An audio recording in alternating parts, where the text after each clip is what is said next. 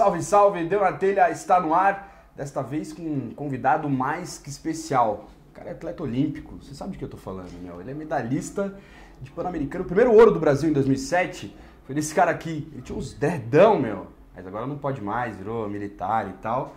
Mas, pô, Diogo Silva, atleta do Taekwondo do Brasil. Você é de São Sebastião, né?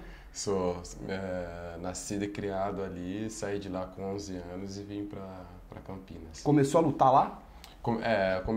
Eu entrei com 7, então iniciante, não tinha pretensão nenhuma, porque eu era apaixonado por lutas. E eu vi uma entrevista sua que você era vidrado no filme O Grande Dragão Branco. Foi, esse filme aí acho que na minha infância despertou muitas crianças, assim, né, pra arte marcial. Qual o momento que você percebeu que o esporte era o teu caminho? Bom, acho que com 13, 14 anos eu já virei faixa preta com 14 anos, porque eu comecei muito novo. E dali eu já precisava de uma forma de sobreviver do esporte, né? Então eu comecei a já dar aula na academia onde eu treinava. Com 14 anos? Com 14 anos. E com 16 anos eu fui pro meu primeiro campeonato internacional. Fui pela Seleção Brasileira Júnior. Então com 16 anos que eu defini isso como carreira. A sua categoria é até 68 quilos. Isso, é meio médio. Que é uma categoria pesada, né? É uma categoria que tem muita gente boa. Porque esse peso, 68, 70 quilos, normalmente é um peso mundial. Uhum. Então varia 74 quilos, mais ou menos, 65 quilos. Então tem muito atleta, tem muito praticante. Quem é o número 1 hoje ainda continua? Coreia do Sul é um país mais forte do mundo ainda ou não? Então oscila muito. Essa categoria até 2008 teve uma predominância dos asiáticos, principalmente da Coreia do Sul. E de 2008 pra cá ficou na mão de vários atletas. Né? Entendi. Ó, eu tô suando, vocês estão vendo que eu tô suando aqui em São Paulo. No Brasil inteiro tô fazendo um calor enorme. Aqui atrás, ó, atrás de mim, tem o schedule board do Diogo, tem o treinamento dele. Posso pegar? Pode. Pra mostrar? Tem o cronograma de treinamento dele. Ó. Imagina se eu fizer isso aqui. Eu já tô suando parado. Aí, você tá vendo? Eu já tô suando parado. Imagina se eu fizer isso aqui. Cara, você treina... É tudo isso mesmo? Ou foi que a gente vinha aqui e você fez pra tirar um sarro? Não, é porque ele é subdividido, né? Uhum. De manhã e à tarde.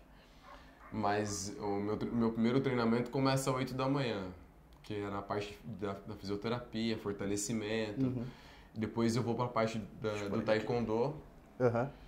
E finalizo na parte da tarde com os treinos físicos. E você é um cara muito engajado socialmente, muito engajado na parte de fomentar o esporte e mostrar que o esporte é um transformador social. Você tem participação no SESC, que eles têm até você dando aula no metrô, demonstrativa, Caravana do Esporte da ESPN. Como é que começou isso? Foi da realidade que você veio? Foi porque eu fui nascido e criado em periferia. E a periferia, ela é violenta, né? Ela não está se tornando, ela sempre foi. Então, quando você é criado dentro desse contexto, a sua agressividade, seu estímulo à agressividade é maior. Então, eu vim com esse estímulo de agressividade muito grande. E o esporte direcionou esse estímulo. E aí, dentro da academia, que veio a minha socialização, porque dali eu tinha contato com todo tipo de pessoas que tinham muito dinheiro, pessoas que foram criadas de uma forma diferente, pessoas que moraram fora do Brasil. E quando você entra ali no tatame, todos são iguais. E o esporte, ele é um grande espelho. Então, uma coisa que me incomodava muito era ver um grande atleta, um grande esportista, na hora dele dar a sua entrevista, ele não saber exatamente o que é o Brasil, né? Como é que ele poderia colaborar com as pessoas. Quanto ele atinge. Então, eu acredito que as pessoas podem contribuir mais, não só com a medalha, com o sucesso, exemplo, mas com mais com coisas. Com a palavra. Em 2004 você fez uma cena bem bacana, né, cara? Que foi depois ou antes da semifinal? Foi depois. Foi depois, né? Foi depois. Você bota a luvinha preta, estica a mão, faz o símbolo dos Black Panthers. Mas foi um pouco boicotado isso? Você era um cara mais rebelde naquela época do que você é hoje? Bem mais. Você teve que... Hoje você entende que você não pode ser tão agressivo, entre aspas, nessa forma de falar? Porque senão você vai ser boicotado mesmo? É porque naquela época eu não tinha opção, eu não tinha escolha, assim. Eu fazia um esporte que ninguém conhecia. Antes de chegar nos Jogos Olímpicos, eu passei por todas as etapas, né? Entrei na seleção, aí fui campeão sul-americano, fui campeão dos Jogos Pan-Americanos. E eu pensava, caramba, mas nada ainda, né? Eu tô igual, eu pego o meu busão. Então, pra mim era... A Olimpíadas é a única vitrine possível, assim, né? Nessa época eu comecei a ler o livro do Malcolm X, né? Que era uma pessoa que lidava com o racismo olho por olho, dente por dente. E aí esse livro mexeu muito comigo. E eu nessa época era muito mais ativo, muito mais agressivo. Você tinha o quê, 22 anos? Eu tinha 22. Esse tipo de ato, ele pode provocar guerra. E então eles proíbem todo tipo de ato que estimule grandes manifestações, né? Seja ele religioso, seja ele político. Naquela época eu ainda não tinha a dimensão que era. Onde ia chegar? Em quantas casas que eu poderia chegar. Você já sofreu muito preconceito, cara? Direto e indiretamente, né? Então, indiretamente acontecia muito assim, de eu estar passando na rua e ver os vidros dos carros subindo. Eu estava num supermercado, eu estava numa loja, você percebe que o segurança começa a te acompanhar. Diretamente, verbalmente, ninguém nunca me agrediu. Então, acho que essa que é a grande problemática do Brasil hoje, é relacionar um perfil a esse tipo de perfil apronta, esse tipo de perfil é bonzinho. Mas enfim, vamos falar de coisa engraçada. Engraçada não, coisa leve agora. Você é músico, cara, você é rapper, você canta rap. Tô nessa bagunça você tá com uma banda, tá com uma dupla? Eu tive a ideia de fazer como se fosse uma trilha sonora para as minhas lutas. E aí convidei o Sombra, convidei outras pessoas, outros amigos, outras pessoas foram surgindo e aí a gente formou esse grupo. Que a gente veio elaborando essas músicas há um tempo e esse ano vai sair um álbum, vai ser um LP de 6 músicas. Eu vi outra entrevista sua, você falando que tinha um sonho de 2016 parar na Olimpíada, se tudo der certo com ouro, Sim. Daí vai completar, né, ouro pan-americano, Universidade Militar e Olimpíada. E pra voltar pra São Sebastião pra surfar, cara, virar surfista, ficar só na areia, virar rato de praia lá, surfando e tal.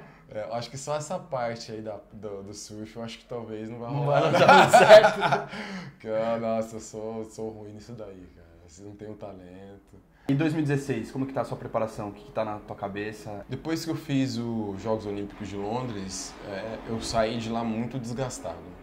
E depois daquilo, eu comecei a ter uma negação, assim. Eu mesmo não tinha mais aquele desejo.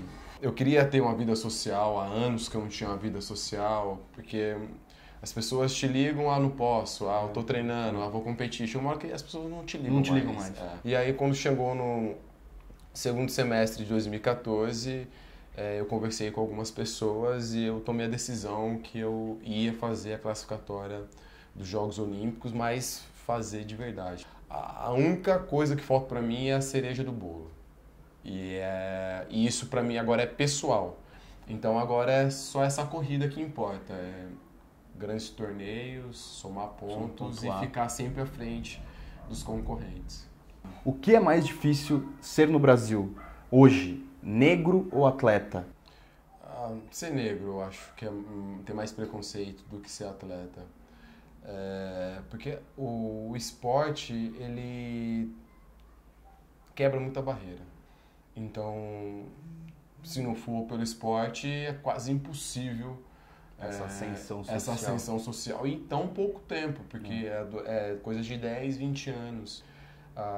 Só que essa barreira para o negro é muito mais complexa, porque a gente não vê o presidente do Banco Central negro. Então, o que a gente viu no caso do Joaquim Barbosa, que ele se tornou uma referência para nós. Pô, se você for pegar que ele estudava na França, era doutor na França. Só na Sorbonne, tá? E aí, quando chega no Brasil, tem que passar pelas situações que ele passou. Então, a gente compreende que são caminhos, escadas muito mais complexos do que do esporte. Diogo Silva, brigadão, cara. Valeu mesmo por receber a gente na sua casa e dividir um pouco com a gente aí. Valeu. Valeu. Deu na telha. Até mais.